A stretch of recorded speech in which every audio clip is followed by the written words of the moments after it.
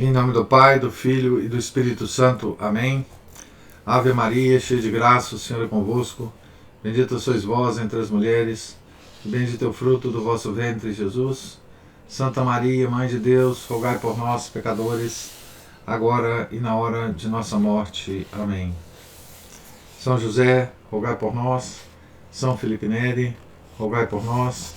Nossa Senhora de Fátima, rogai por nós. Em nome do Pai, do Filho, do Espírito Santo. Amém. Bom dia a todos. Então, nós estamos aqui na página 147, na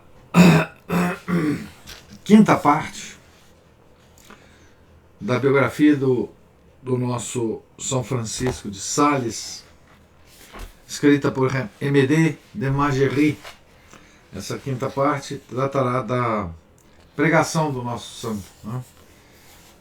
Capítulo 1. É certo que São Francisco de Sales colocou o ministério da palavra divina em primeiro lugar na sua existência de sacerdote e de bispo. É certo que ao mesmo se dedicava sem limites. É certo também que, sem nunca a procurar, adquiriu imensa reputação e que desse ministério tirou frutos admiráveis para a conversão dos pecadores e santificação das almas.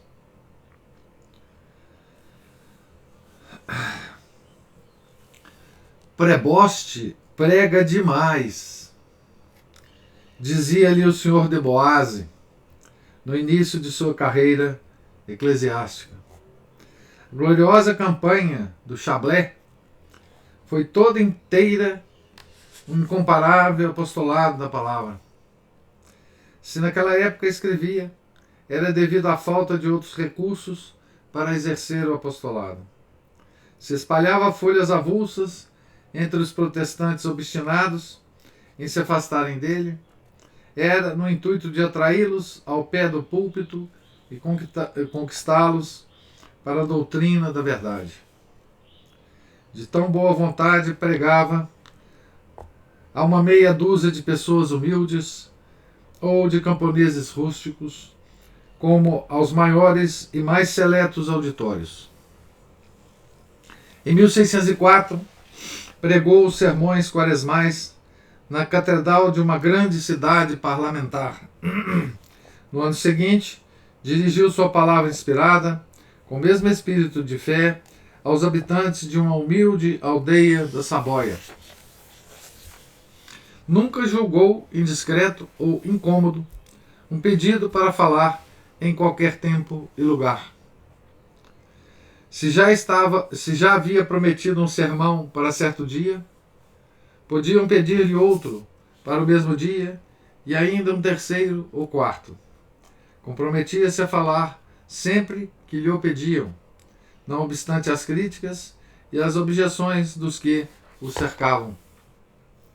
Cumpria à risca a palavra dos livros sagrados: dai a todo aquele que vô-lo pedir. Abusavam de sua bondade. Respondia com o costumeiro bom humor. Abre aspas. Que quereis?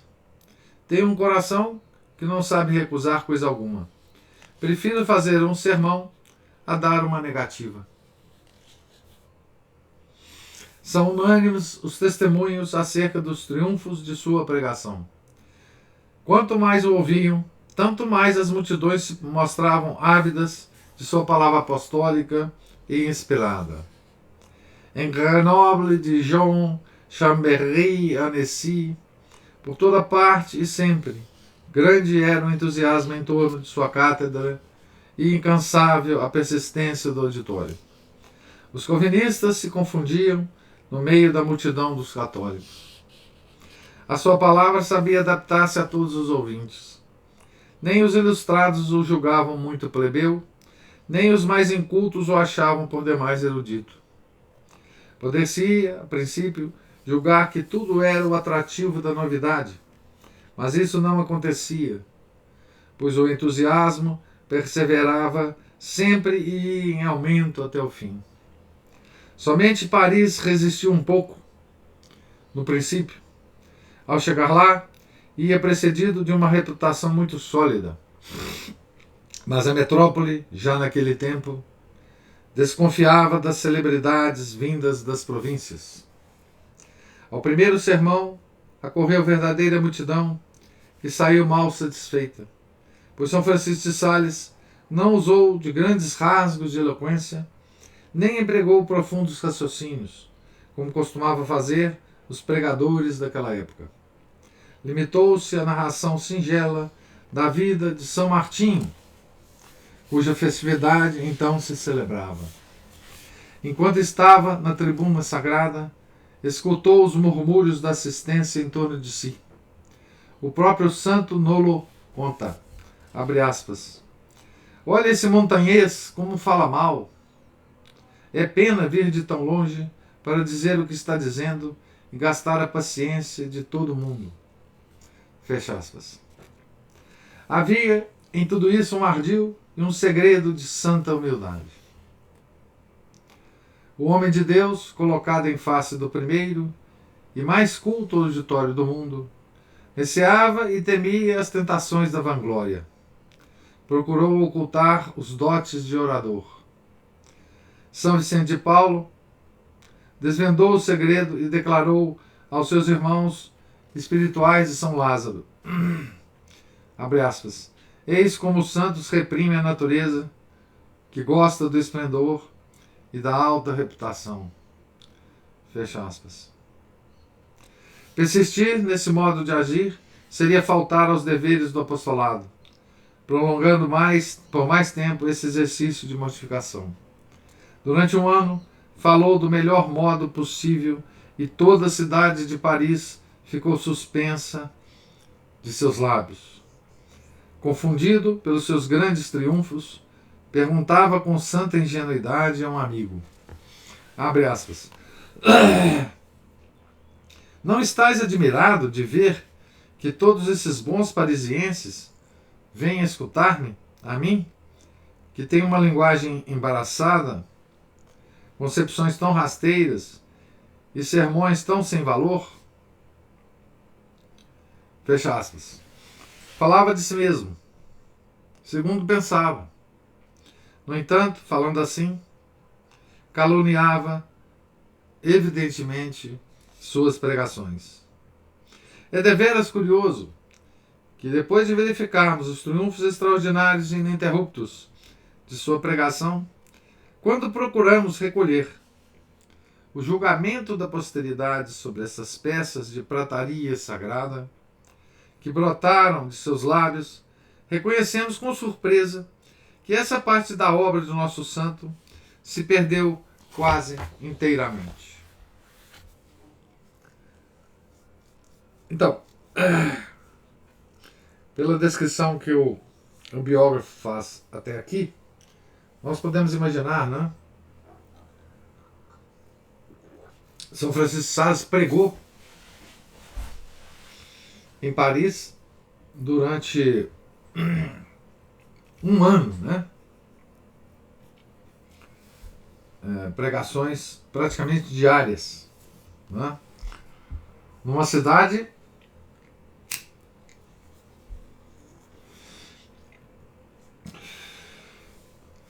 acostumada, segundo o nosso biógrafo aqui, já naquela época, né, a não dar muito valor a quem vinha do interior, né? Paris até hoje, né, é uma cidade que tem muito preconceito a tudo que não é Paris. O francês tem muito preconceito, o parisiense tem muito preconceito de quem não é de lá, né? De quem não é da cidade. Né? É fato conhecido, comentado, né? Na sociedade, enfim, é um traço cultural do parisiense, né? E já naquela época, né, isso já existia, né, esse preconceito, né. Por exemplo, o parisiense acha que é lá que se pronuncia o francês verdadeiro, né. O parisiense fica fazendo chacota, né, das várias tonalidades do francês, né, das várias formas de falar o francês, de toda a França, né, enfim, eles brincam com toda a região da França, né, dizendo que o francês da região não é o francês verdadeiro, que o francês verdadeiro é aquele que se fala em Paris, né. Então, o parisiense tem essa característica, então, né, até hoje, né, até hoje. E é nesse meio, né, que São Francisco de Sales pregou durante um ano. Pregações impressionantes pelo testemunho dos contemporâneos dele, né. Mas tudo se perdeu, né, praticamente, né. Ele não escrevia, né, ou se escrevia, perdeu-se esse escrito, né.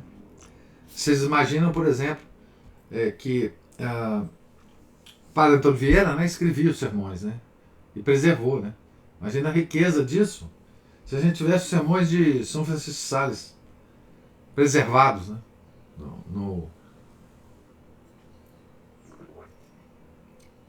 Imagina que riqueza, né. Se, porém, seguirmos atentamente o curso dos acontecimentos, talvez não nos seja impossível descobrir as razões do destino ingrato dos sermões de São Francisco de Sales.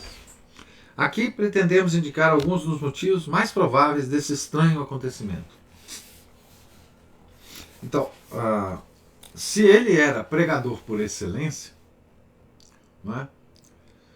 Vocês imaginam essa obra publicada, né? Escrita e publicada, né? O que daria? Quantos volumes dariam, né? Sermões, por exemplo, de São Bernardo, que estão registrados, né? São Bernardo de Claraval. Aliás, amanhã é dia. Vai ser dia de São Bernardo de Claraval, né? Padre Antônio Vieira, a patrística, né? Sermões da patrística, né? Dos doutores da igreja da patrística também estão preservados, imagina. Então, se a gente tivesse, né? Como se a gente tivesse, por exemplo, olha as riquezas, né? Que se perdeu, né? Se perderam. Os escritos de São Felipe Neri, né? As cartas, ele também queimou, né? O próprio São Felipe Neri queimou, né? São Tomás de Aquino teve um impulso de queimar, né? A obra dele, né? Que foi impedido pelo Frei Reginaldo, se não me engano, que preservou para nós, né, os escritos dele. Mas teriam sido queimados, né?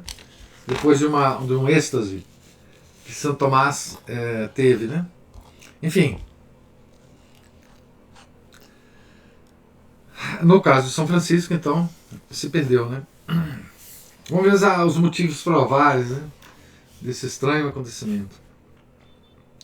A primeira razão, e de todas a mais fácil de ser percebida, é que um discurso escrito absolutamente não pode produzir, em toda a sua plenitude, o mesmo efeito que a palavra viva, auxiliada pela tonalidade e pelos gestos de um perfeito orador. Isso é verdade, né? A gente leu, por exemplo, sermões do Padre Antônio Vieira, mas aquilo pregado por ele deve ter sido uma coisa tão extraordinária, né? Muito diferente das impressões que a gente tem lendo, né? Obviamente.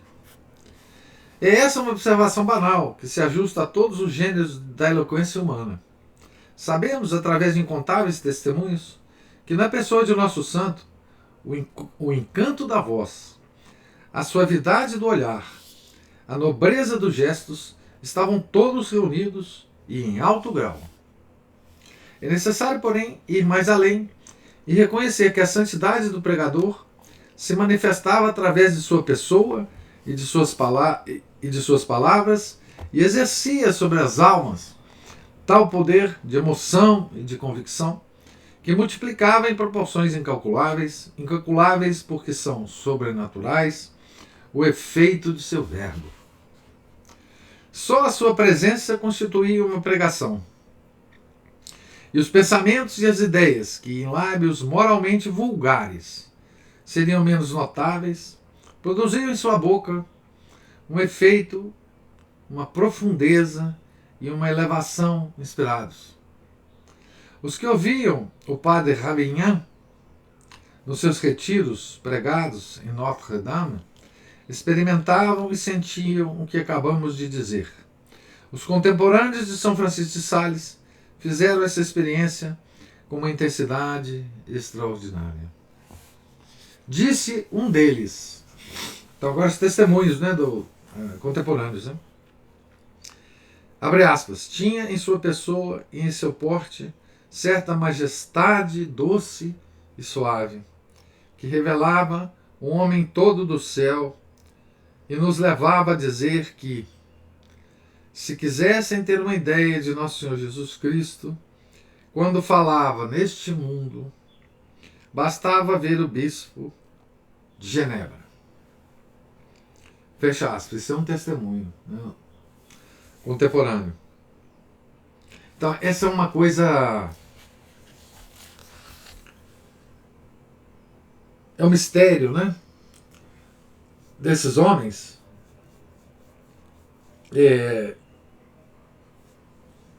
Em que a graça opera, né?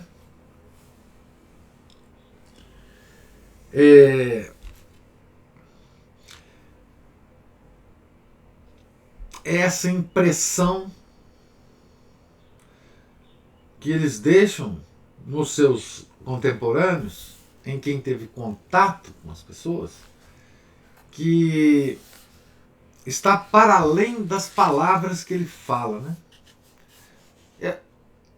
A gente consegue descrever isso como o porte, o olhar, os gestos, não é?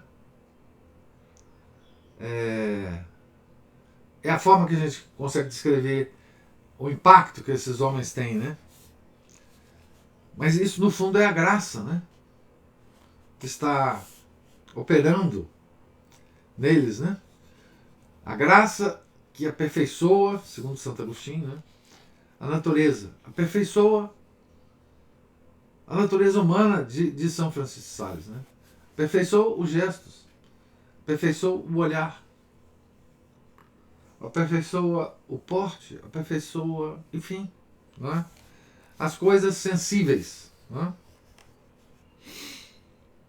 Era isso que outro contemporâneo chamava uma certa retórica de Annecy, cidade dele. Né?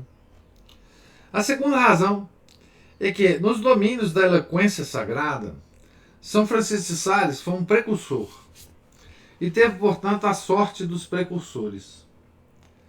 Retirou o ministério da palavra divina do falso caminho pelo qual enveredara. Na sua época, a pregação se revestia de um artificialismo retórico, cheio de pompas. Era falsa sob o ponto de vista doutrinário, em razão da mistura desordenada do sagrado com o profano. Já estávamos aqui na Renascença, né? Era falsa também no que diz respeito à atuação sobre as almas, que ela não conseguia esclarecer com tantos argumentos e tantas distinções sutis. E nem podia atrair com seus movimentos gélidos, que não partiam do coração e nem a eles se podiam dirigir. Nesse particular, o nosso santo foi o autor principal da grande evolução que devia produzir as obras-primas da eloquência sagrada que apareceram na segunda metade do século XVII. Lembra que nós estamos aqui com o nosso santo, né, na sua maturidade, na primeira metade do século XVII. Né? Tá certo? Então, nós estamos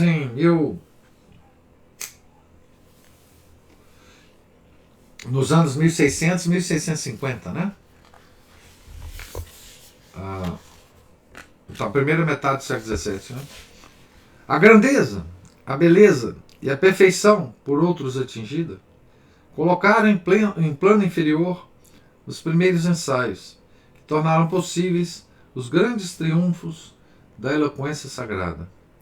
A grandeza do serviço prestado à literatura cristã não pode ser diminuída, mas o valor intrínseco da obra perde, inevitavelmente, algo em comparação.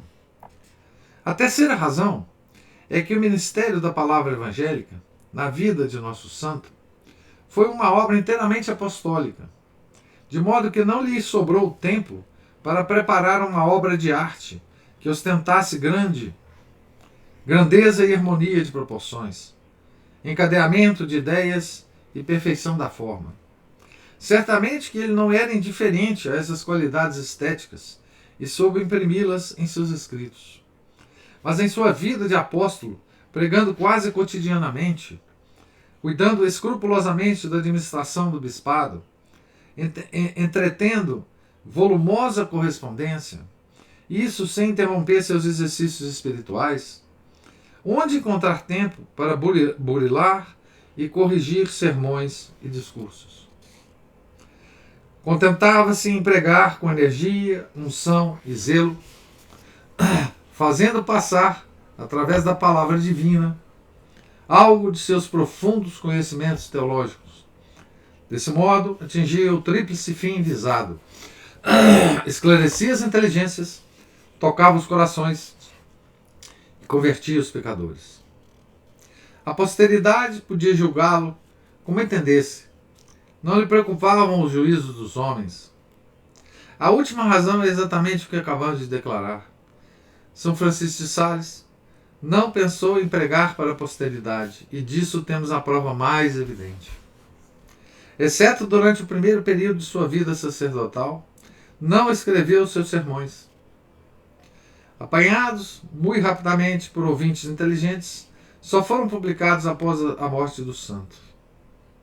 Por mais diligentes e cuidadosos que fossem esses estenógrafos, antes da estenografia, era de todo impossível uma reprodução fiel e completa.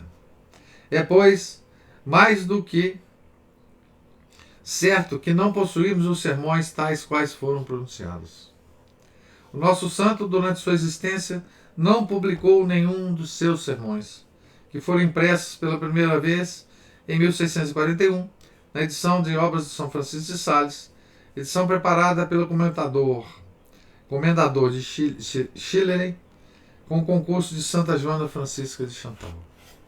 Compreendes perfeitamente que o orador, que fala de improviso, e depois quer publicar o seu trabalho, por mais fiel que esse tenha sido reproduzido, não passará de um rascunho, que exige revisão completa e cuidadosa.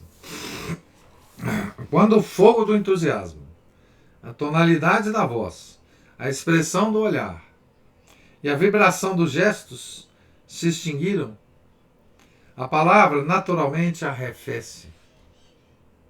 Já não é mais o que era, e aquele mesmo que a pronunciou em momento de arrebatamento, mal a reconhecerá como próprio. Verificará então, no seu trabalho, como incorretas certas passagens, que pareceram encantadoras e brilhantes, quando lhe caíram dos lábios. Achará certos vácuos que foram preenchidos pela ação oratória e repetições que se tornaram necessárias a fim de que a palavra falada não desaparecesse antes de ser plenamente compreendida, mas que lidas se tornam fatigantes e monótonos. Aparecerão ainda inúmeros senões e mil coisinhas a acrescentar, a aumentar e a corrigir. Sente-se que é indispensável dar à forma o mais alto grau de perfeição para compensar de algum modo o que a palavra perde, quando passa dos lábios vivos para o papel morto. Essas observações aqui do M.D. de Magerie mostram quão grande escritor, o próprio AMD é, né? Quer dizer, essas observações que ele faz aqui sobre palavra dita e palavra escrita é muito sutil, né? Quem entende mesmo da escrita e da fala que pode fazer essas observações, né? Então, o nosso biógrafo é um cultor da língua, né? Mesmo quando os sermões escritos, não, desculpe, mesmo quanto aos sermões escritos, não há certeza se São Francisco os confiou aos impressores sem fazer uma revisão completa da matéria. Isso porque uma coisa é guardar um manuscrito na gaveta e outra coisa muito diversa é expô-lo aos olhos do público. Antes de dar à luz da publicidade um trabalho, o escritor faz-se o crítico de si mesmo. Relê cuidadosamente tudo o que escreveu. Faz ainda as últimas correções nas provas tipográficas e só descansa quando a consciência lhe diz que qualquer outro novo retoque lhe estragaria a obra, em vez de a aperfeiçoar. Aqui ele está, mais uma vez, né? O Emelie de Margerie está demonstrando que é de fato um cultor da língua, um escritor, né? Porque essa experiência de reescrever uma obra, né? Reescrever trechos, etc., só um escritor que passou por essa experiência sabe descrevê-la assim, né? Então, capítulo 2. Não sei se nós acabaremos, mas pararemos no meio. Capítulo 2, certamente, nós não acabaremos. Na verdade, só tem 2 capítulos nessa parte, né, da pregação. Mas vamos lá, vamos começá-lo. É evidente e certo que os trabalhos oratórios de São Francisco de Sales ocupam um lugar menos importante do que as outras atividades extraordinárias do grande bispo e apóstolo. Isso, porém, não deve ser para nós motivo de tristeza ou decepção. Pois, nos seus sermões, não devemos procurar a sábia disposição do estilo ou a perfeição da forma, que tanto admiramos nos grandes oradores sacros, mas sim uma exposição popular, livre e fragmentária de seus vastos e profundos conhecimentos de teologia, psicologia e moral. É debaixo desse aspecto, é sobre esse aspecto, é sobre esse aspecto que o procuramos tornar conhecido e patentear os tesouros encerrados e ocultos em seus sermões. Então ele pega essas transcrições de sermões que depois aconteceu, né, que foram publicados, e vai aqui nos dar uma amostra, né, disso. Será que o nosso santo pregou somente ao acaso, explorando os recursos de sua inteligência e dos seus conhecimentos, aproveitando-se da inspiração do momento para explanar os pensamentos que os assuntos lhe sugeriam? Semelhante método, ou melhor, tal ausência de método, não pode ter sido empregado nos sermões escritos, dos quais possuímos os manuscritos autógrafos. Então alguns sobreviveram, né? Além disso, estaria em completo desacordo com a teoria da pregação, que ele mesmo explanou num célebre opúsculo, dirigido ao novel arcebispo de Bourges, André Frémyot, irmão de Santa Francisca de Chantal. Esse trabalho, intitulado Aviso sobre a verdadeira maneira de pregar, como modestamente o intitulou, é pouco menos que um tratado e muito mais do que uma simples carta sobre o assunto. É antes um plano raciocinado e pormenorizado sobre a matéria, dividindo-se metodicamente em introdução, capítulos e conclusão. Escrito ao correr da pena, contém regras que foram longamente meditadas e assiduamente postas em prática. Ele escreveu sobre a maneira de pregar, né? O santo autor nunca perde de vista que se trata de uma obra sobrenatural, em seus meios principais, como é também no fim. Pois que a semente espalhada pelo pregador no campo das almas é a palavra de Deus. Senem est verbum Dei. Daí colocar em primeiro lugar a preparação espiritual, o exercício da oração, a frequência dos sacramentos, a prática das virtudes sacerdotais, que devem infundir vida à palavra do pregador. A seguir diz francamente o que pensa das fábulas profanas, das alegorias forçadas, das histórias ridículas, que tornavam, abre aspas, digno de escárnio e vitupério, fecha aspas, o ministério sagrado. Combate energicamente o mau gosto reinante em sua época e que ele tanto contribuiu para afastar da tribuna sagrada. Indica ao seu jovem amigo, bispo, irmão de Santa Chantal, ao seu jovem amigo, cujos conhecimentos teológicos pareciam ser não muito profundos, as fontes onde poderia aurir a verdadeira ciência e encontrar matéria bastante para o desenvolvimento de vários assuntos doutrinários. É notável a insistência com que ele fala da necessidade de um método de pregação. É preciso, diz ele, ter método em todas as coisas. Não há nada que mais ajude o pregador a tornar o sermão mais útil e mais agradável ao auditório. Sou de opinião que o método deve ser claro e manifesto, e não oculto, como pretendem alguns, que julgam ser melhor fazer de modo que ninguém lhes conheça o método. De que serve ele, então? Vou-lo pergunto, se ninguém o vê? Fecha aspas aqui para o santo. Indica posteriormente vários tipos de planos de sermões, conforme o assunto a tratar: o mistério de nossa fé, a vida do nosso Salvador, uma virtude moral, o panegírico de um santo. Eis aqui, por exemplo, 2 planos ou esboços sobre o mistério da ressurreição. Dá exemplos, Dá exemplos. Primeiro, então, a respeito do plano de um sermão, que alguém faria sobre o mistério da ressurreição. Então, 2 maneiras de tratar o assunto, Primeiro, tomar o ponto principal. Depois, considerar tudo que o precedeu e o que se lhe seguiu.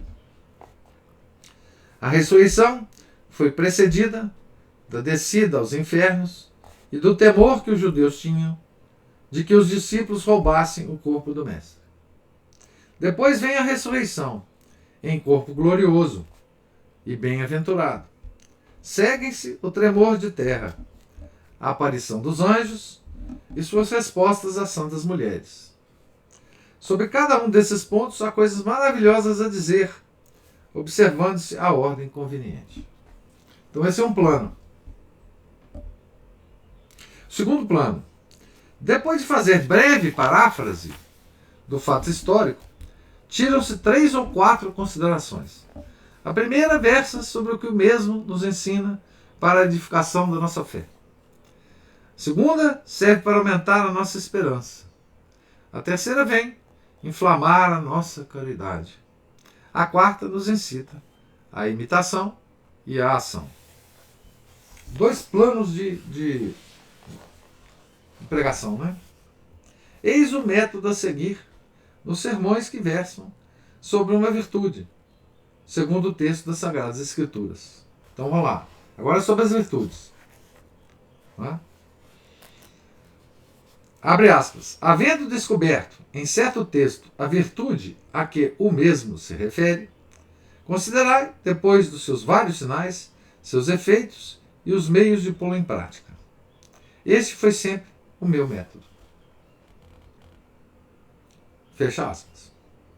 Então, pegar as escrituras, um texto, não é? Tá certo? E depois desdobrar isso da forma que ele descreve aqui. Não é? Seus vários sinais, seus efeitos e os meios de pô-los em prática. Então, fecha aspas para o santo. Nada mais simples, vê-se, que essas indicações, das quais transcrevemos apenas algumas. São Francisco de Sales não quer nem exige que todos os sermões obedeçam sempre às mesmas normas. Quer e exige somente que o pregador dê a cada um deles unidade e continuidade encadeadas logicamente. Que unidade e que continuidade? As que forem expostas ou exigidas pela natureza do assunto, pelo aspecto especial sob o qual o orador o considera e pela finalidade imediata que visa.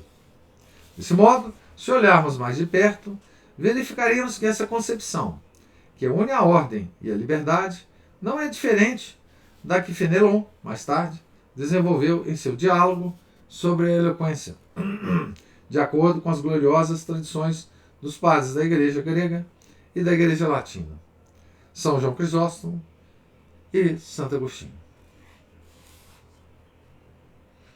Sem nos determos nesses paralelos interessantes, quereríamos ao menos apanhar a sua vivacidade natural, a sua espontaneidade primitiva, tais quais se encontram nos primórdios de sua vida de pregador apostólico.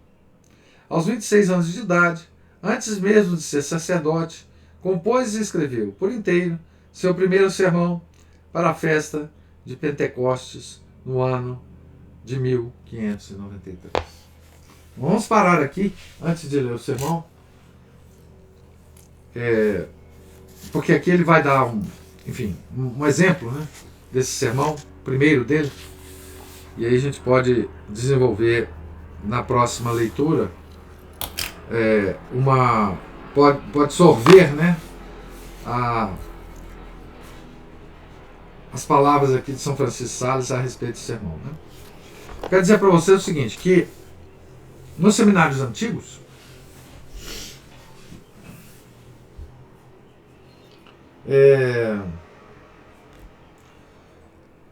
havia o ensino, né,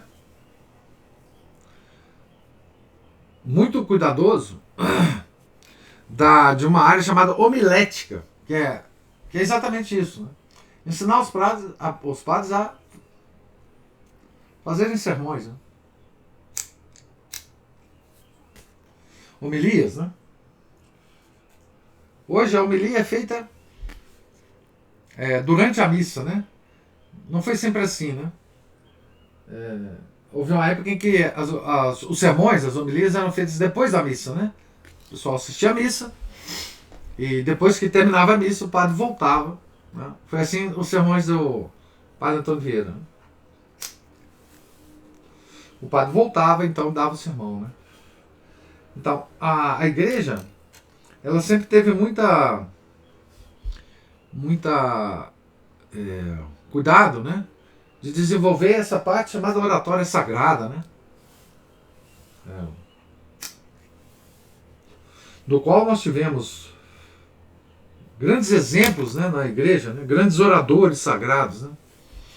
Aqui, quando a gente fala isso, salta, né, o nome de São João Crisóstomo. Né. Era uma coisa impressionante. Os sermões dele, acho que estão traduzidos, não sei se bem traduzidos ou não, alguns deles pelo menos, para português. Mas Santo Agostinho, né? Sermões de Santo Agostinho. Enfim, nós temos sermonistas extraordinários na igreja, né? Bossuet, né? Na França. Enfim, a igreja tem uma tradição de oratória sagrada, obviamente, né? Pelo seu ministério no mundo, né? extraordinário, né? E os padres, enfim, estudavam isso, né? Mas não estudam mais, né? Isso acabou. Não existe mais isso, né? Se existe alguma coisa de ensino de seminário, é verborreia marxista, né? Enfim. Por que eu sei isso? Porque eu perguntei a um padre, que foi numa reunião nossa, não muito, quer dizer, recente, uns 2 meses. O padre é irmão de um associado da nossa associação, né? Eu perguntei para ele se há esse estudo, né? Ele disse que não, nunca estudou isso, né? Então, os padres hoje não têm mais esse ensino, né? Esse ensino. Porque existem técnicas envolvidas, né? Nós estamos vendo que o próprio São Francisco de Sales, talvez a pedido do bispo lá, irmão de Santa Chantal, escreveu um manual, uma espécie, um mini manual de como é que faz, né, as coisas. Hoje nós não temos isso, né? São raros os padres que demonstram conhecer alguma coisa sobre isso, né? Os padres, enfim, formados em seminários normais, né?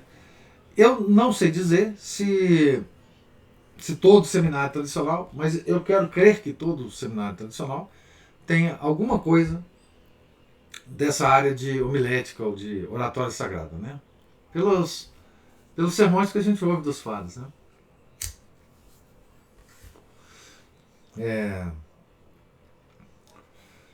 São sermões realmente muito bons, né? Os padres tradicionais. Então, mas nos padres modernos, realmente, normalmente, né, a maior parte deles, né, não é sequer escrita, né? Você vê que o padre não tem cuidado, né, nem em preparar, né, o material, né? E não estou falando desses discursos terríveis que a gente ouve por aí, né? Dessas homilias que são mais propaganda do marxismo, né? Eu estou falando até de uma homilia, digamos assim, piedosa. Mas você vê que o padre não... Enfim. Né? Mas aqui a gente está diante de um grande pregador, né? Nosso santo.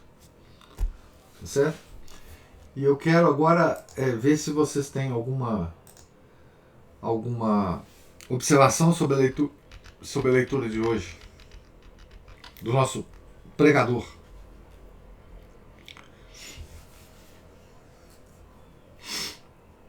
Quando o senhor leu aquela parte lá sobre Paris, né? Uhum. Eu fiquei pensando como que nós precisamos mesmo as pessoas, né? Todos nós precisamos desse alimento espiritual. As pessoas estão ávidas por isso. São ávidas. E então, com um orador como São Francisco de Sales, iluminado pelo Espírito Santo, não teve jeito a se dobrar, né? Não. Porque outro dia eu estava ouvindo uma pessoa falando que dentro de nós existe um buraco do tamanho de Deus. A única coisa que pode preencher é Deus. E aí as pessoas vêm tentando justamente fugir dele, né? Por diversos motivos. Até porque, para ser moderno, né? Você não pode acreditar numa coisa dessa, né? Aquela frase famosa de Santo Agostinho, né? Que eu não vou saber exatamente reproduzir, mas no início das confissões ele fala: meu coração não encontra descanso senão em ti, né? Algo parecido com isso. Não há. Coração humano não descansa mesmo. Coração significa o quê? Vontade. Exatamente. É isso mesmo. Quer dizer, e quando você encontra algo, um ser humano banhado pela graça, o seu coração ele está projetado para entrar em consonância com isso, Ana Paula. Ele entra automaticamente em consonância. Então, assim, você sente, o seu coração sente que você está diante de um representante de Deus, né? Quer dizer, é o que esse contemporâneo dizia de São Francisco, né? É como se ele estivesse ouvindo os sermões de nosso Senhor Jesus Cristo. Né? Então, aquilo é porque o coração humano, o único desejo genuíno dele é por isso. Não é por outras coisas. As coisas materiais não saciam esse vazio que você falou aí, né? Não há nada que sacie, né? Por mais que você procure, né? Por mais que você procure. O coração só descansa em Deus, né? E através dessas almas, né, escolhidas, é que nós temos um vislumbre, um gostinho, né? Você vê, né? A gente não conhece pessoalmente São Francisco de Sales, não conheceu São Francisco de Sales, mas só de ler sobre ele e o que ele escreveu, a gente tem um cheirinho bem suave. Imagina quem conviveu com ele, né? Que atração, né, desse homem, que atração ele tinha, né? Bom, ele converteu os protestantes calvinistas de Genebra, gente. Imagina na época do calvinismo mais apaixonado, né? Não é pouca coisa. E eu fiquei pensando também como que uma sociedade tão sentimentalista, tão cheia de sentimentalismo como a nossa, tem tão pouco sentimento genuíno. Porque o sentimentalismo ele acaba com o coração, né? Ele transforma em geleia o nosso coração, né? Sentimentalismo. Protestante, né? Ele nos desvia. Eu tenho uma visão diferente, assim. Eu acho que nos deixa com o coração duro. Um pouco isso mesmo. Eu digo geleia porque sentimentalismo sempre me dá a ideia de docinho, de coisa mole, né? Sim, mas o termo correto, né? O termo, digamos assim, bíblico, inclusive, é coração duro. Coração impenetrável às verdades, né? O coração duro é o coração obstinado, né? É o coração que não tem abertura, a não ser para a própria vontade, né? O coração duro é aquele do ímpio, né? É aquele que só reconhece o comando de sua própria vontade, que normalmente está escravizada, né? Empedernido, exatamente, também, que está escravizado. O coração duro é um coração escravizado, né? O coração livre é aquele que se entrega à vontade de Deus, né? Você tem a liberdade. Veja, quando a gente fala que você entrega a vontade a Deus, não é que ele vai te dar a maior liberdade, a liberdade dele mesmo, né? Então, como o conceito de liberdade está completamente corrompido, a gente pensa que entregar a nossa vontade a Deus é ficar escravo de um Senhor que vai nos fazer exigências e vai nos tolir tudo que a gente quer fazer. Ao contrário, entregar a nossa vontade a Deus é adquirir a infinita liberdade, um pouco da infinita liberdade de Deus, né? Aquela frase de Santo Agostinho também, né? Vou lembrar de Santo Agostinho, né? Ame a Deus e faça o que quiseres, né? Então a liberdade é total em Deus. Enquanto nós não estamos lá, nós estamos escravizados, né? Nossa vontade é escrava das partes mais baixas da alma. Né? Mas sim, é coração duro. É a expressão mesmo de bíblica.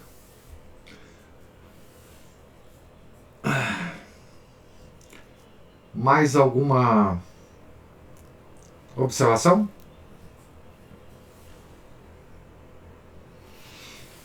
Então,